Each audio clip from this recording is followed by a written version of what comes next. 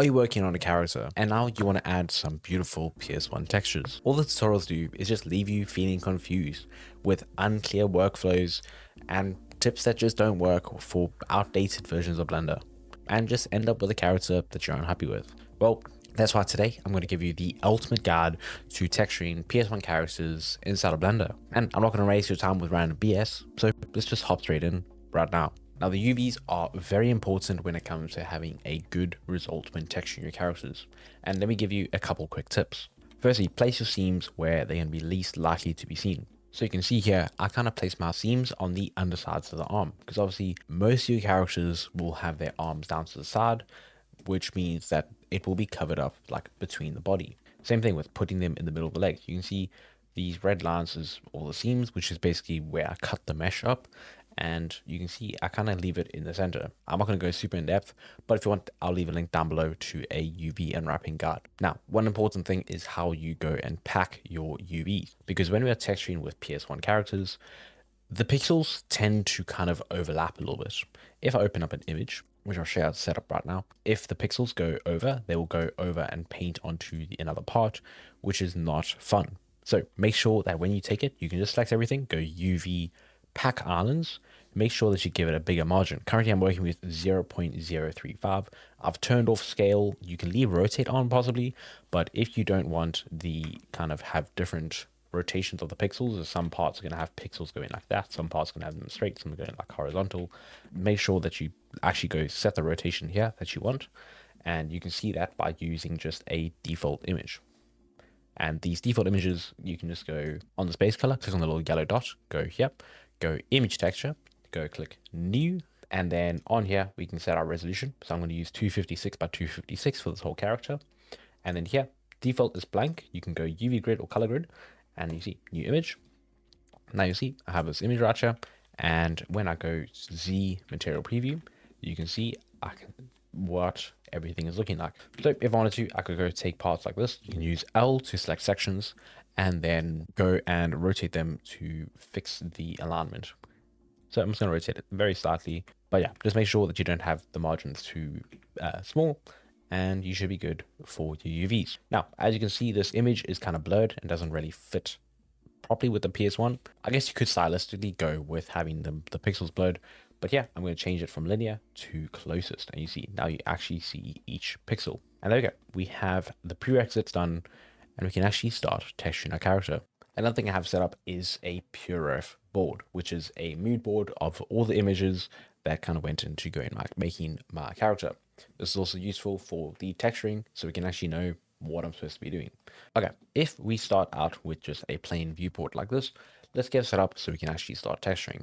Now, the first thing we can do is go to the top left and then just drag out like this, and then we can split our scene. There you see, now we have two viewports. And then on the left, I'm going to click up here and I'm going to change this to a image editor. Okay, now you can see we don't actually see our reference image, or I mean our actual image that we're painting. So we can go here and open it up. If you want, you can give it a name here. So you can give it like PS1 character texture, and you see that. So now updates up here, and we are good to go. Now changes over here from view to paint, and now you can actually go paint on this side and on your model. Let's take our model, let's go texture paint, and you can see it shows up with a view of our model with the actual colors. May look slightly different depending on what mode you're in, but I'm going to change this to flat up here in the viewport overlays in the top right corner. I'm also going to get rid of this cavity and shadow. That's just what I've set up. And you see, this is what our character looks like now. This is useful because it can actually show us the proper colors, but now it's kind of difficult to actually see what our model looks like. So I'm going to open up this menu and I'm going to turn on wireframe. Okay, so you see that's useful for actually giving like being able to see the shape. And then I can go over here and also change the opacity depending on what I want. Okay, and now we are ready to start adding colors. So we have to build a color palette of all the colors we need. And we can do that just by going up here to the little toolbar. I'm going to make this a little bit bigger and then opening up this color palette option. Okay, now every time we go and pick a color, we can basically just click new and I'll add the color to it. Or just click new here and click the plus, that adds the colors to the color palette. Okay, so the first thing is kind of these jeans down here. Now we could go use the paint bucket, and you'll see if I go pick some sort of dark color for the jeans and go click, you can see obviously my entire character goes that color, which we don't want it. We want to have it specifically to the part of the mesh that I want that color. So what we can do is go tab to go edit mode, and then go 3 for face select, or just click up here, and then we can just go press L, okay? And then that will go and select the part of the mesh that we want based off of the UVs. So you see wherever these seams are, you can see I can press L and I'll select that part. Now you can see I've gone and selected the entire trousers. Now if we go back to texture paint, so just go up here, texture paint, or control tab texture paint, I can go click on this little square, and you see now it is filtering it basically just to this part. If I go click now, only that color's been changed and the rest of it hasn't. Okay, so you can see if I actually want to preview this in object mode, I can also scroll across. So just go here, or middle mouse button here, go open this, go texture. Okay, so you see there, now we have the whole view set up. To make this a little bit easier, I'm also going to go show my screencast keys. Okay, now inside of edit mode, if we want, we can basically start selecting the other parts we need. So for the skin, I'm going to go L over here. Same thing for the hand. So just L on all these sections. Make sure to not miss any parts. You can also go Z and wireframe, just so you can see if there are any missing sections. And then also select the same thing here. Go select on both sides. Okay, now let's go back to texture paint. And then I can go here, pick my color. Again, we have to click the plus once we've picked our color. And if you want to change it, we can basically just go, so yeah, we go click on the little box. I can go give it a skin color. So just some sort of peach or whatever. Usually peach is basically just a reddish pink, like a very desaturated pink, basically. I'm just going to click here. Usually, like to make him look properly healthy, give it more of a red color, because obviously blood is red, so that's going to make him look a bit more healthy. Now, you can click plus, and then you do that. If you accidentally click plus again, you can go click minus to delete it. You can reorganize them with the little arrows up here. And if you want, you can actually, like if you have a couple of them set up like this, if you change your color, you can actually just drag it across. You see there, just hold left click, drag, and it drops the color onto that slot. Now you can select it. You can also, if you want to switch it, just click it. So you see there. So now I'm cycling these colors. And again, we can go remove them just by clicking minus. Yeah, so there you go. That's how you use the color palette. And it's going to be really useful because that just backs up our colors. The side panel is opened with T. So I'm going to go back to my brush and we are good to go. Okay, now I'm just going to go again, face select L, L, L, and L for the back. Let's go check that that whole band right there has been selected. Yep. And then I can go texture paint. So I'm going again, control tab, and then the whole upper body shirt thing is like a red. Let's go there. And I forgot to select these sections, so let's just go select them as well. And then we can go plus, add it to our color palette. And then we have to go to add the skin back on here. So there, drop it there. I haven't really thought too much about the shoes. So for now, I'm just going to give them some sort of cream sort of color like that. Okay, add it to the color palette. And then this over here, we can basically just go, we want something darker. So we can go give it some sort of contrasty brown. Also keep it pretty desaturated like that. Okay, and you see we have the base color laid out. This is the first step of creating your textures. Now we can actually go on and start detailing this. And if, for instance, you forget to kind of go actually get a color like this onto your color palette, you can see it's not here, then you can also just go here with the eyedropper and pick the color off of this. And you see there, so now the color shows up, and now I can click plus and it adds it in there. Okay, so if you forget any pieces, then you can save it that way. Okay, now let me walk you through my method for painting these to make it work really well and make it very simple, so it's not taking much time to get your texturing done. Okay, so the first thing, I'm going to select my mesh like this.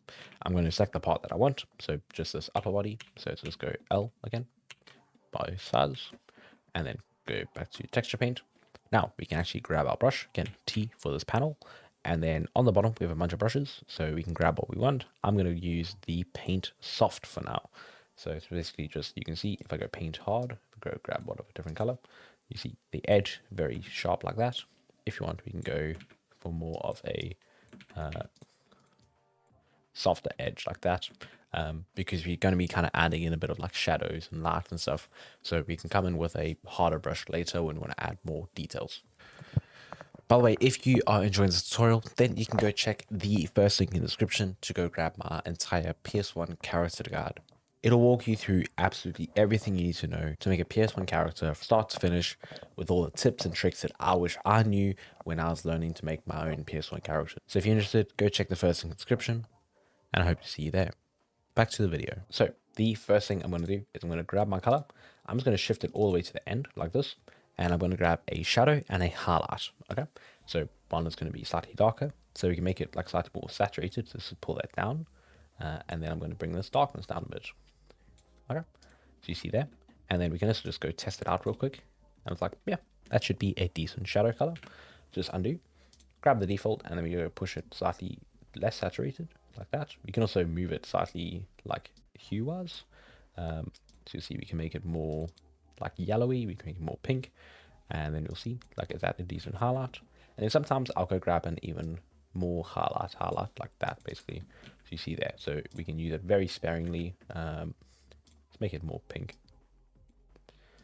you see like that. So if we really need, we can pull that out for the end. Okay, so now we've got these four colors. That's our base color, highlight, shadow, and then the real highlight. Okay, now we can basically just start shading it to how a 3D object would react to light, because PS1 characters don't have any shading, and that's why I changed it to flat and got rid of all the shadows and all of that stuff. It's because we need to go and light it ourselves. Also, if you forget any pieces, go back to edit mode, go L, and you can add it to your selection. So easy one is going to the edges. So like here, you can see we can just go there. And if you want to actually change your brush settings, you can just change it at the top here. So the strength and the size. You can also go right click for these, radius, strength, or the hotkeys is F and Shift F. Okay. So yeah, so you just go right click, set the radius, set your strength. So there. You can see there, we can just use that to quickly go shade the bottom. You can see I've kind of gone and messed this up. So let me just go give my default color. We can bring our strength up like that. I'm just going to go cover this section. Cool. There we go. Grab our shadow again. And then just drop our strength down. There we go. And then maybe even make our radius a little bit smaller. So you see, I'm basically going to go give a shadow along the edge of the arm like this. Cool. Looks good. And you can see now, once I've done that, we don't have any mirroring. Now, mirroring is basically just going to save a lot of time, because obviously I just painted this side, but now I have to go and paint that same thing on the other side. Whereas I could just go set up a mirror and it will happen on both sides, which will literally save half the time. Later, we can come back in, turn off our mirror and make it asymmetrical, which will make it look nicer. But yeah, let's just get it down symmetrically now. So I'm just going to quickly go undo all of that with Control Z. Then I'm going to go at the top, right click, or just minimize button, I think. Minimize button, and you see here, we can go click on the X. Okay, so we click on the X, and now what happens is if I paint, you can see it does the same thing on the other side. Now it is successfully mirroring our painting. So you can see here, we can carry on laying down the shadows. And the nice thing with having a low strength is that we can basically go build up our color as we go along. If we keep it low, we're not going to instantly lay the color on. Also, don't worry about going too far. Like if you kind of add too much shadow, then we can always just come back in with our default color like this, bring the strength down to there. And you see, if we do that, we can basically come in and blend it out, but also bring back the original color more. Okay, there we go. One thing you want to make sure is that you don't go all the way to the edges of things, because you can very easily kind of end up with these very harsh edges that you're going to have to go and clean up. So again, you can also go actually add shadows and stuff into parts of the kind of creases. So you can see here, obviously the arm is going to end up creasing a lot, and that'll be something that will happen a lot, especially on a like jacket or hoodie like this. So we can go and add a thing like that. Same thing on the back, you'd kind of have a little piece for the elbow like there. Okay, again, these are all mirroring nicely. So yeah, this is one reason why it's also very important to have your reference, is because this will help you, especially later, go and add in all the wrinkles for the clothing. So you'll kind of know where the clothing folds and all of that. So you see in like this image right here, you can see this is very useful reference, especially for later, for like how all the clothing goes and lays up like all of this. We're not going to do it right now because we, again, are mirrored. So we can turn off our mirror later, or we can do it now and just start adding in those asymmetrical details. Firstly, before we do that, let's carry on adding the shading. So I'm going to go in with my highlight now and give it some highlights. So again, bring our strength down, and then we can go kind of on areas that are higher, that would catch more light. We can go give it a bit of a highlight. So you can see all the way along the arm, the top of the arm like this. I mean, we can go give it some more shade, maybe a little bit at the top. We don't want to give it down here. I don't know how this got overlaid on top. So let me just go back with the original color, overlay that a bit, grab the shadow again. Okay, and you see now we actually have a problem. We're not painting just on the shirt, we're painting on the whole body. So that's because our selection got messed up. So let's go L and start selecting the sections again. Okay, and you see now it's back to being filtered. And if you want, we can go Control I to invert it, and then we can go clean it up with whatever colors we have selected. Cool. And again, Control I, and that will flip our selection. Cool. So the shading is quite nice, and you see it instantly kind of makes it look a little bit more 3D. And you see, like, if it was to have some shading, this is kind of close to what it would actually look like. Okay, so once we've added shading, then that's when we can go and add some more details. So again, I'm going to go melon button and go turn off my symmetry up here. And now we can go add some sort of clothing wrinkles. So if you want it, you can go add, like you can see there, just add some sort of lines of how it would actually fold. So maybe we kind of have the thing there. And then remember, if we're going to add a wrinkle, it'll be basically like that. So this is going to be shadowed, but then this is going to have a highlight. So that's going to be normal, highlight, and then the shadow. Okay. So if we do there, then we can go back in with our highlight color, and then we can basically just go add a little line like that. Yeah. And then maybe go back with the default color and just add a strip there. Okay. And you see that. And then obviously on the top, we need more of a highlight, and you can go in with that like even highlighter, like the top highlight color like that. Bring it all the way down, and then there. We can also use a smooth brush. So we can see we have a blur brush, which I don't want to use too much because it will basically get rid of all of the stuff that you painted. It'll kind of give all the detail. You don't want to over smooth, but you can basically just go smooth it out so just a little bit like that, especially to give you a base. And then we can switch back to our normal brush and then come back in with some more details. So you'll see that. Maybe we go give a kind of, you can kind of sometimes it'll almost split off. So you'll see we kind of have this kind of area and then go up like that.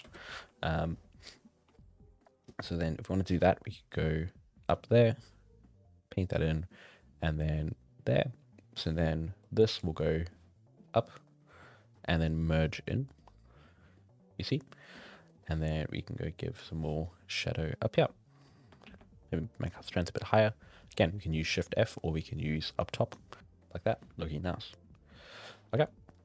And then always, again, if it's too rough, too much, we can always just come back in with our base color and paint over it. You can also use the annotation tool with D. So you can see here to kind of plan out the shadows. And you can see if you want, you can actually draw directly on your mesh by going to the pen tool, changing it to surface. And you see there, so I can draw a line like that. And you see now it's 6 there.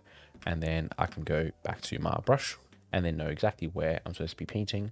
And then you can basically just go mark out what is going to be highlights, shadows, all of that stuff to help you plan with your mesh. Also remember that this whole arm is usually going to be down, so it's going to have more folds that are going to be working like that, you see?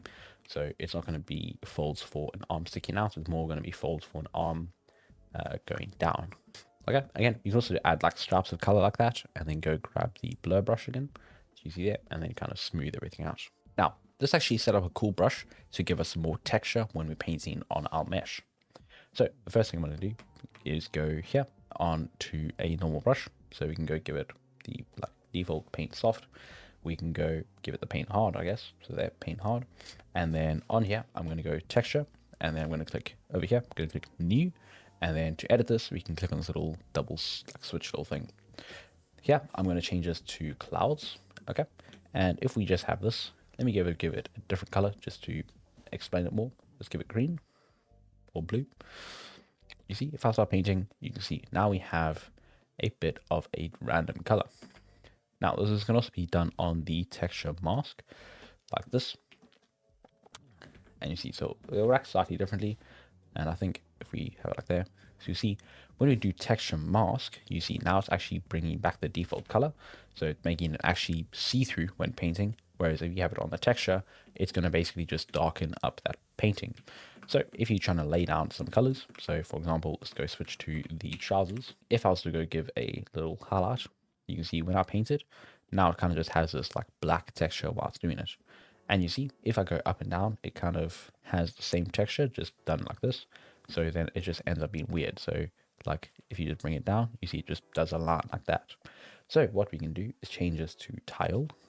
And you see there. So now that's just one texture that's repeating. You can change the scale. So if I make this 5, you'll see that now it's a bit bigger. And if you can make this like 0.2, you see now it's a lot smaller. Okay. Now you can also make it random. So as you paint, it goes changes it up like this. And again, we can also switch it back to the texture mask, which will make it so that you can paint another color over the top. So if I go turn it to the texture mask, get rid of the texture. Now we can do that, and you'll see now it's kind of overlay in it, and it'll give you back the actual color that you want to paint with, whereas the other one will taint the color a little bit. But obviously, when you paint over, now it's completely overlaid like that. We can pick now our strength, but there's still not a very good way of actually completely adding a little bit of detail in. So what I'm going to do is I'm going to edit this and go to the colors tab. I'm going to go on the color ramp, open it, and then we can bring in the black like this, all the way in to something like that. Okay, now let's try this out. You see, if we paint it on top, we can see, let's give it green, so you can see there. Now we have it set up like that. Nice. But again, we have it on view plane, so let's go random. And if we paint along, you can see now we can go add in some extra detail like that. And as we go again and again and again, it's going to be a different pattern, so you can build up that texture right there. This is not going to change your colors in any way. It's just basically going to affect the alpha of it. Okay, and always you see off the rip gives you a very nice texture right here. So I'm going to go quickly bring back the default color, and you'll see if I was to go give some sort of texture to this jeans, so it's quite often that you'll get some sort of like wash over the front. We can actually build up that sort of texture just by doing this. Okay, you see, looks quite cool. You can do this with your shadows, you can do it with everything, and it'll make your brushes look really nice. And you can also use this to start mixing in different colors. So there, you could go different there. You make something like very colorful thing, just a couple splotches, and that will go and really bring out the PS1 style texturing to it. You can also go with different levels. So we can give it a name. So we can go call this like medium. We could go duplicate it, and then we can go give it like ha. And then that one is going to be in the colors. We also need to give it again clouds, and then the colors we can bring it in. But maybe let's bring it in just a little bit less. So maybe more like this. Now you can see when you paint on, it's more a more concentrated thing. And then you can do the same thing. We can go, so now we have medium and high. So now we can swap between them, and they'll just have slightly different levels when painting. And that is a pretty cool way of painting your colors. But when making your characters, one of the most important parts is getting a good face. So let's just walk through the basics of doing it. Now, the easiest way and the quickest way to go and actually texture your faces is to go grab a reference image or an image that you're basically going to steal from online. There's so many, you can go find it on Pinterest, Google, all of that stuff. But basically, you want to go find a front view of your face. And inside of Blender, I'm going to go similar thing to we did before. Go on the texture, get rid of the texture mask. We can do the actual texture now. Click new. We can go on the edit, and we can go open up an image. I'm going to grab my image, and you see now it's in here. Now we have to do a couple things to actually get this to work. So firstly, I'm going to go up here, change this to a stencil. Okay, and then you see it's up here, and obviously this does not look great, and it's because we have our size set to 5. So I'm going to set that to 1. Okay, so you see now we just have 1, and we can move it around with right click, and I think shift right click to scale it, control right click to rotate. Okay, you can see obviously this is not the right size, it's squished. So we can go image aspect, we can see a reset transform and image aspect. You see there.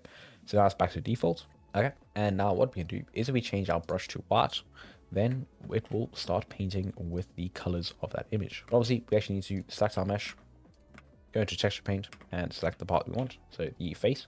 And I've gone and specifically sectioned off the face in my UV like that. And let's see how this works. I'm going to leave X mirror on for now, so we can get it lined up. And then again, so we can use the control right click to rotate it if we need. So shift right click. So let's just go get it out, do our best to line it up like this, like that. Okay. And then we can basically just go overlay this on top. Okay. And you'll see we get a basic sort of thing. We didn't have our strength at 1, so maybe let's go over that again with the strength of 1. So yeah, and then there, you see that paints it in. Okay, so you see a couple issues, like it's not working very well. We also have these parts right here. So what I'll usually do is basically go in here, and we have to go select this image, and then go use parts of it to fill in areas. We can also use basically the similar methods to before by going and using our skin color, and we can use that to go blend in with this image. We can use our texture masks to go and do that. We can also, again, we need to grab our shadow, so let's go make a shadow color, let's make it more red like that. We can also go steal the shadow from the image, so you can see here like that. Maybe let's go make it a little bit more red. Okay, maybe more darker, maybe not as much red. You see like that. And then we can also go select the other section. Okay, you see I'm going to start filling that in. And you can also go grab colors specifically from your reference image. So yeah, we can also go blend it directly over here. So we can know that like this is the highlight. So we can use that if we need to continue any highlights, or obviously let's get rid of the hair. So let's go like this. And then we can go grab kind of a middle kind of color like this. And then go paint on the outside. So you see there. And then we can go with the blur brush, smooth it out a little bit. Okay, so you can see that just gets our general shape. And then once we have that, then we can come in later and add the texture back in. We can also turn our X mirror off if we need to make it asymmetrical. So you see here, and let's work on it to make it look nice. Essentially, half the time you're gonna actually know how to paint some textural you're gonna have to know how to actually paint with PS1 art, but this is going to be giving you a pretty good base. And if you get the good resolution, you can actually go steal the face of you. You can do it like if you have any concept art, stuff like that, you can steal it from there. But this is a pretty good start to getting a face on your character. You can also do this with any sort of other texture that you need to bring into your character. For example, the fur texture, which might not work too well, but let's test this out. Something more like this is going to be good instead of having kind of the fur going down, because this is more of a texture pattern. So I'm going to go save this image, and then inside of Blender, let's go texture paint, and I'm going to do this on this hat. In my texture, click new, open up the image. Okay, and you see it's sticking over here. So let's go back here, change it. We'll keep stencil, image aspect. We'll go reset transform, image aspect. Okay, now we got it here. And if you see, if we paint over right now, it'll be kind of slightly affected by the color.